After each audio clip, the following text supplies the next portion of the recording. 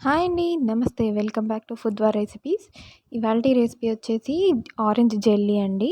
ఇది నేను జెలటిన్ అని పౌడర్ యూజ్ చేయకుండా ఇంట్లోనే ఎలా ఈజీగా తయారు చేసుకోవచ్చో నేను మీకు చెప్తాను. ఇక్కడ నేను ఆరెంజ్ జ్యూస్ చేసి పెట్టుకున్నాను. దీంట్లో మనం కార్న్ ఫ్లోర్‌ని యాడ్ చేసుకోవాలండి.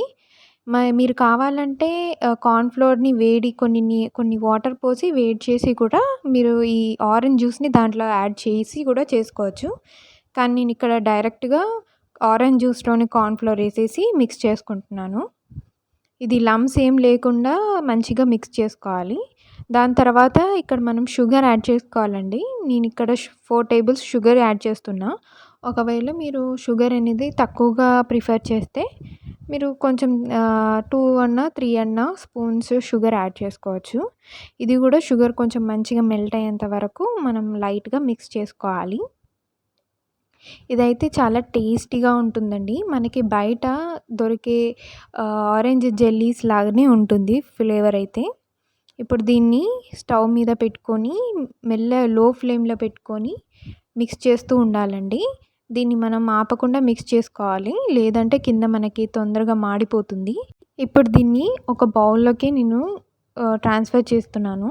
ఈ బౌల్‌లో నేను ముందే ఆయిల్‌ని అప్లై చేసి పెట్టానండి. మనకి తొందరగా రావడానికి.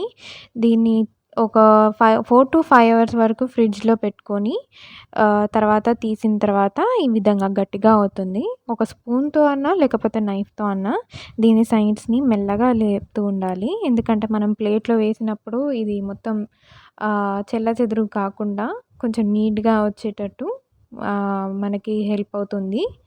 ఈ విధంగా నేను ప్లేట్‌లోకి ట్రాన్స్‌ఫర్ చేసుకున్నాను. చూసారా ఎంత బాగొచ్చిందో.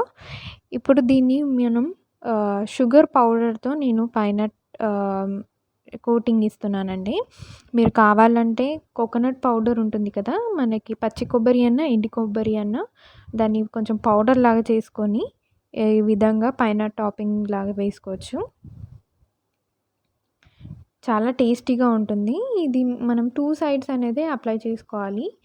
ఇది ఇప్పుడు నేను షుగర్ పౌడర్ వేస్తున్నాను కదా! దీనివల్ల ఇది చాలా టేస్టీగా ఉండే ఆరెంజ్ జెల్లీ అనేది రెడీ అయిపోయింది. మీకు మా ఛానల్ నచ్చి ఉంటే లైక్, షేర్ అండ్ సబ్స్క్రైబ్ చేసి పక్కనే ఉన్న బెల్ ఐకాన్ని యాక్టివేట్ చేసి అలాగే మా లేటెస్ట్ అప్డేట్స్‌ని పొందండి.